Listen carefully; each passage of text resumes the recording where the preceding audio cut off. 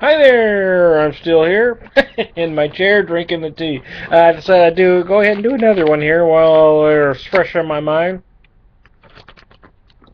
And I'm talking about, I guess this is part five. One, two, three, four, five. Okay, I left off where we just finished induction. Um, and we come home. He's doing real well. He's starting off.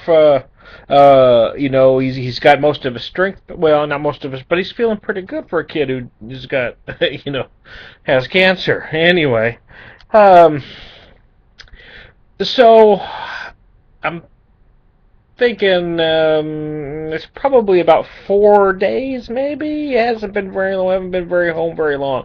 It's the exact time. My wife likes to do exact. I'm kind of, ballpark. It doesn't matter at this point because it's all been done. But it was about 4 days afterwards when he wasn't feeling good one day. So we take his temperature. He's not running a fever, but he's just not feeling real good. So we let him stay home from school. And then the second day comes about, and the wife takes a look at him before she goes to work, and he's still not feeling good.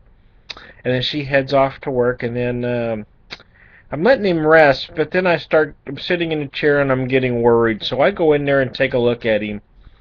Um, and he's not running a fever, but I notice little spots on him, little bumps.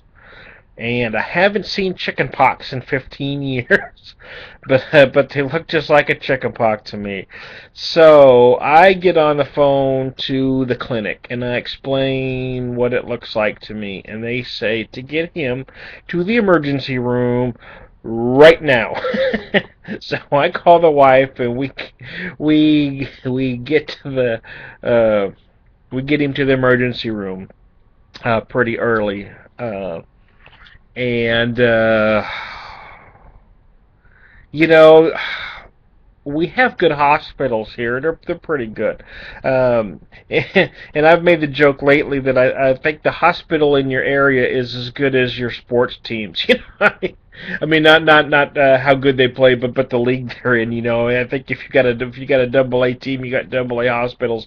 If you're big enough to have a major league team, you've got major league hospitals. I kind of feel like that now sometimes, because things run so much slower and less efficient than they did at children's, and we've kind of got to where, well, it was just things were frustrating. We weren't finding out what we needed to find out, and it seemed to be we didn't know for sure actually, but it felt like there was a little power struggle going on. They weren't wanting to give us information, and eventually the children just insisted that they had to treat him. They were going to keep him there, but they were going to admit him, and children wanted him up there. And then there was a little struggle over if they were sending an ambulance up or if children's, and then eventually children's just said, we need him in our care. We don't know. They sent the vitals. Children's wasn't. I think they're worried about his vitals and stuff. So anyway, um, they sent a transport down, which we initially thought was going to be an ambulance. But when they arrived, my wife recognized their uniforms, and she could tell right away that it was the flight crew. So holy crap, in a basket. So anyway, what had to happen here is only one parent can go with him.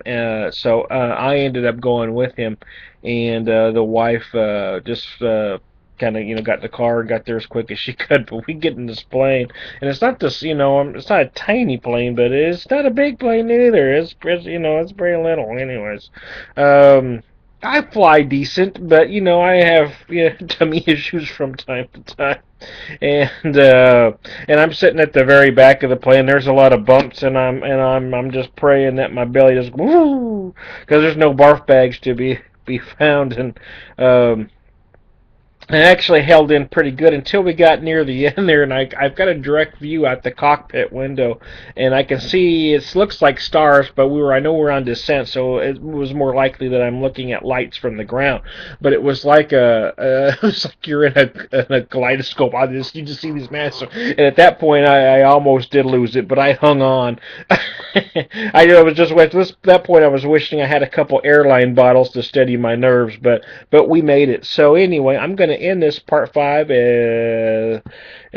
Seamus just got chicken pox, and we're back at Children's Hospital.